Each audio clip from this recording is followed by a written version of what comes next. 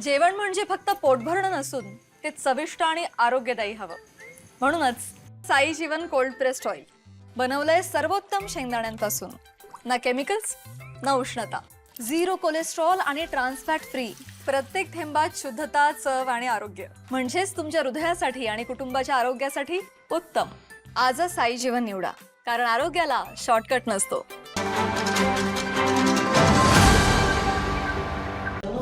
गोकुळची पंचवार्षिक निवडणूक होऊन आता 5 वर्षे होत आलेले आहेत. आज गोकुळ दूध संघ आपल्याला माहीत असेल, गेल्या 5 वर्षापूर्वी जे 12 लाख दूध संकलन होतं ते आज सरासरी 16.5 ते 17 लाख दुधाचं या ठिकाणी सरासरी संकलन वाढ आहे.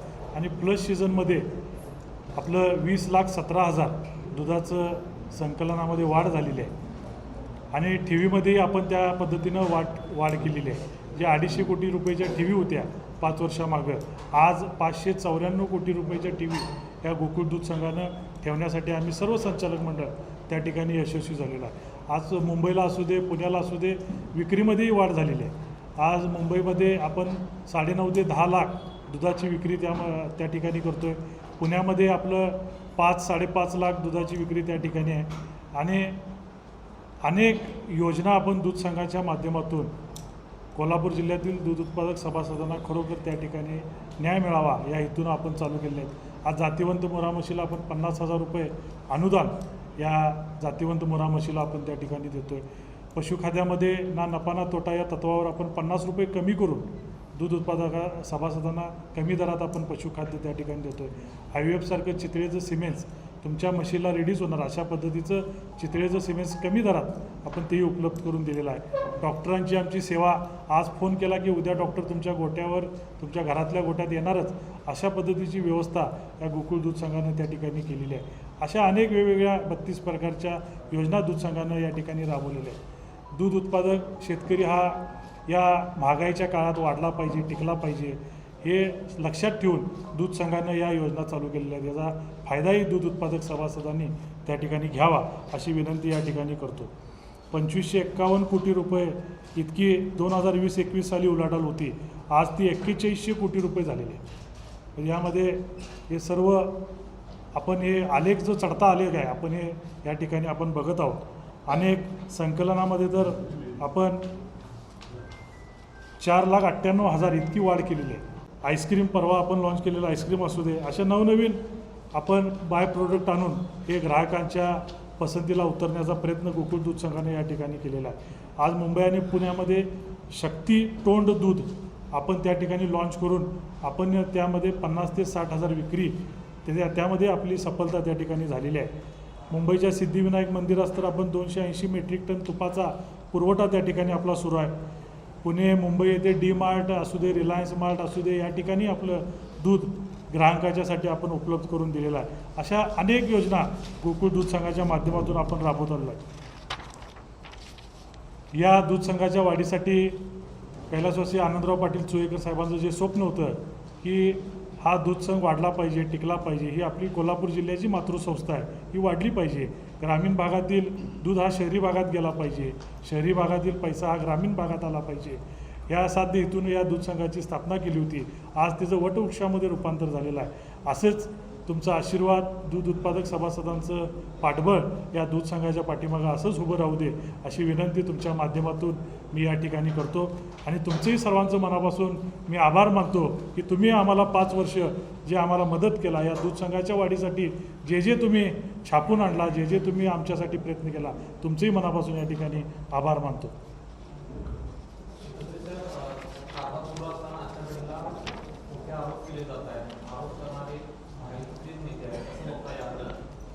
नाही, माझी सर्व नेते मंडळींना विनंती आहे की गोकुळवर टीका करणं सर्वांनी टाळावं. कारण की ही संस्था टिकली पाहिजे, वाढली पाहिजे. ही कोल्हापूर जिल्ह्याच्या दूध उत्पादक सभासदांच्या मालकीची संस्था आहे. आम्ही काही जे कोण मालक नाही आहे. आम्ही जरी प्रशस्त असलो, संचालक असलो, तरी मालक हा कोल्हापूर जिल्ह्यातील दूध उत्पादक सभासद आहे. या दूध संघाच्या वाढीसाठी आपण सर्वांनी प्रयत्न केले पाहिजे. त्यामुळे आपण बोलणं सर्वांनी टाळावं अशी विनंती करतो.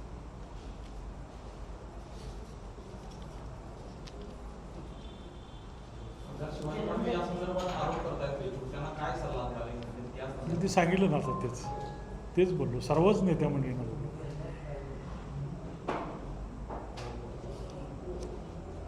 काही दिवसांवर निवडणूक येऊन ठेवल्यात, काय अजेंडा असणार आहे संस्थांपुढे सभासदांपुढे काय घेऊन जाणार आहात?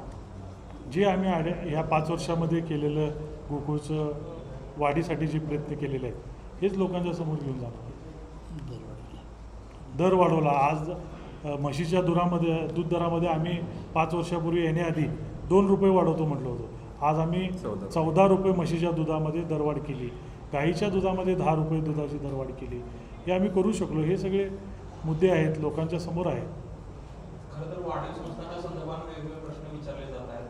तुमची भूमिका काय आहे या संदर्भात?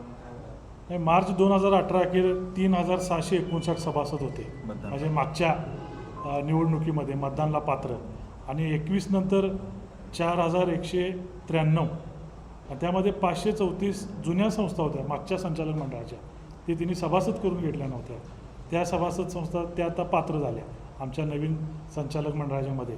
आणि 3 मे 2023 पर्यंत आज अखेर 5470 ह्या पात्र सभासद आज या ठिकाणी आहेत.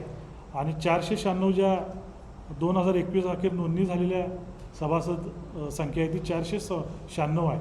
म्हणजे जो सांगितलं जाते 3000 वाढवले, 3800 वाढवले, हे सगळं खोटं आहे.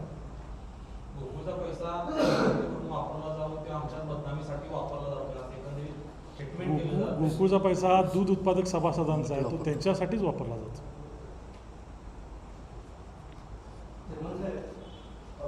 आमदार शिवाजी पाटलांनी आरोप केला की महायुतीतून जरी एकत्र असलो तरी गोकुळमध्ये भ्रष्टाचार आम्ही नाही केला, म्हणून नेमका आता सत्ता इथं महायुतीची आहे. नेमकं काय झालं, म्हणजे इथं भ्रष्टाचार झाला की नाही, काय मी तेच सांगितलं ना, त्यांना आम्ही सगळं खुलासा करायला तयार आहे.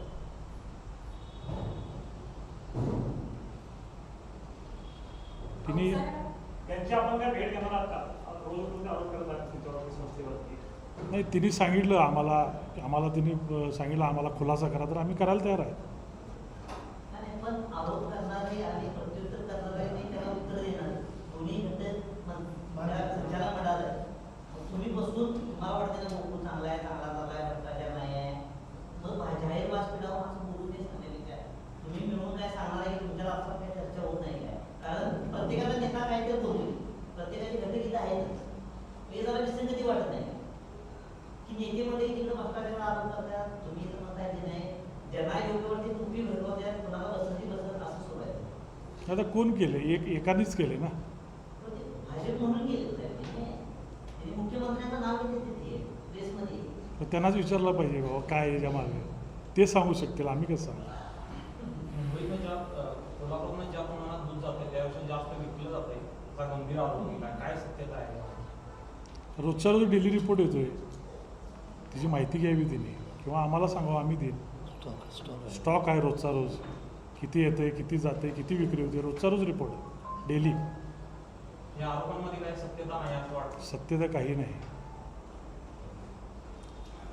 आता जे 1200 दूध संस्थांची सुनावणी सुरू आहे, त्या सुनावणीच्या दरम्यान जे काही अधिकाऱ्यांच्या बदल्या आपल्याला होतात, हे आता निवडणुकीच्या तोंडावर हे वेळ काढून धोरण आहे की काय, नेमकं काय त्यांचं? नाही, आता काय झालं आहे, रोज चंदगड तालुका असू दे, शाहूवाडी तालुका असू दे, गडिंग्लज, म्हणजे लांब लांबून हे दूध उत्पादक सभासद येतात, आमचं म्हणणं ऐकून घ्या म्हणतात, तिथं अधिकारी नसतात, त्यामुळे त्यांचा आक्रोश वाढत चाललेला आहे. माझी प्रशासनालाही विनंती आहे की लवकरात लवकर त्यांचं म्हणणं ऐकून घेऊन त्यांना योग्य तो न्याय त्यांनी द्यावा, अशी विनंती प्रशासनालाही आमची आहे. पण अधिकाऱ्यांच्या बदल्या अचानक ह्या पाठीमागून आता ते बघायला लागेल कोण असेल. गोकुळची निवडणूक बिनविरोध करण्यासाठी महाविकास आघाडीच्या नेत्यांना भेटलं, त्याचा पण आरोप त्यांनी केला. नाही, आम्ही कोणाला भेटलो. निवडणूक लागेल की प्रशासन मंडळीला असं वाटतं? ते आता आम्हाला कसं कळणार.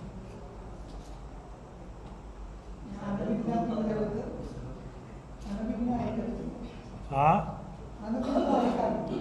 काही माहिती नाही असं म्हणायचं. नाही, प्रशासन येणार का नाही हे आमच्या हातातला विषय नाही ना, हा शासन दरबारी विषय आहे.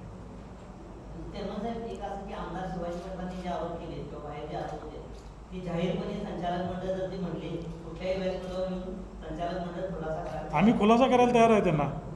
तुम्हाला असं तिने काय- कधीही आम्हाला वेळ द्यावा, आम्ही त्यांना खुलासा करायला मोहरम तयार. चोरी आहे की शिवाजी पाटील असू दे, अलीकडे असू दे, कुणी काही आरोप करू दे, आम्ही संचालक मंडळ तयार आहे तयार आहे उत्तर मी द्यायला तेच म्हटलं ना, आम्हाला कधीही तिने आम्हाला सांगावं, आम्ही तयारी खुलासा करायला तयार. तुम्ही म्हणल्यातच ना. तिने फक्त तिने वेळ द्यावा आम्हाला. शिवाजी पाटील ज्या तुलनेत आरोप करतायत तीव्र आरोप आहेत या पाठीमागे बोलवता आणि अदृश्य शक्ती कोण आहे ते आता तुम्हीच त्यांनाच विचारायला बरं होईल. सोशल मीडियावर गोकुळची मोठ्या प्रमाणात बदल होते. गोकुळ यात काय काय चाललं या संदर्भात आरोप होतात. काही संघटना काही संचालक ते व्हायरल करतात. त्याला गोकुळकडून काही प्रत्युत्तर मिळत नाही. त्यामुळे त्यात तर ते असं काही समजून नाही शक्यता आहे. नाही, तिने आमच्याकडे मागणी करावी ना काय असेल ते. असं सोशल मीडियाला टाकून काय होणार आहे? संघाची बदनामी करून काय मिळणार आहे? यातनं साध्य काय होणार आहे? कारण की महाराष्ट्रात एकच संघ हा टिकलेला आहे, जिवंत आहे, गोकुळ. ह्याला तुम्ही जर बदनाम करणार तर याच्यासारखं वाईट काय नाही. संचालक म्हणून आपण सगळे काय ऍक्शन घेणार आहोत. नाही, ते त्याने ठरवायला पाहिजे ना, टाकणाऱ्याने ठरवायला पाहिजे ना. बदनामी तुमची होते, संचालकचे पण तुम्ही आहे, गोकुळ बदनाम होता. आज तीच तर माहिती द्यालो ना तुम्हाला आम्ही काय केले 5 वर्षात तेच.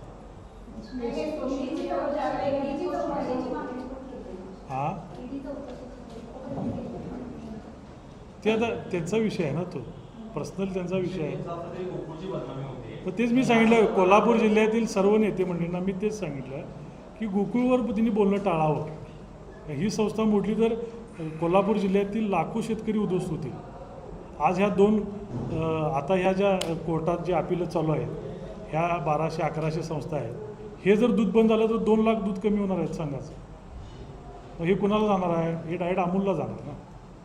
त्यामध्ये अमोलला प्रपोज करायचं म्हणजे गोकुळचं जाते. कारण अमोल कुणाला आहे, काय आहे, त्याच्यामध्ये कोण आहे माहीत आहे. त्यात काय तथ्य आहे? कारण परवा त्या नाही, असू शकेल की. असू शकेल, काय सांगता येत नाही. कारण की हे 2 लाख डायरेक्ट दूध मिळणार आहे ना त्यांना, बंद झाल्या तर संस्था. जे 11,000 रुपये 1214 होते त्यांनी जाऊन मुख्यालय जे मुख्य प्रकल्पस्थळ आहे गोकुळचे गाव तिथं रात्री 11 पर्यंत जाऊन त्यांनी फिर्या मारतात आणि या संदर्भात तुम्ही सुरक्षा विभागाकडून कारवाई केली. नाही 5:30 नंतर ऑफिस सुटल्यानंतर जाऊन बसणे योग्य आहे काय? ते काही गुन्हा दाखल होता ते काय केलाय ना, गुन्हा दाखल केलाय.